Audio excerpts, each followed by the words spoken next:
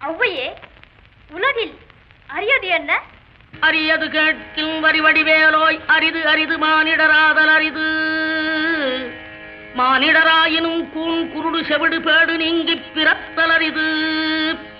கூன் குருடு செவிடு pad நீங்கி பிறந்த காலையும் ஞானமும் கல்வியும் நயத்தல் அரிது.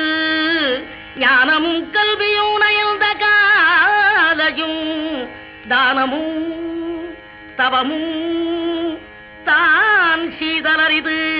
தானமும் தவமும் தான் சீவராயின் வானவர் நாடு வழி திறந்திடுமே. அரியது கேட்டமைக்கு அழகான தமிழில் விளக்கம் தந்த மூதாட்டியே, கொடியது என்ன? கொடியது கேட்கும் வடிவடிவேலாய், கொடிது கொடிது வறுமை கொடிது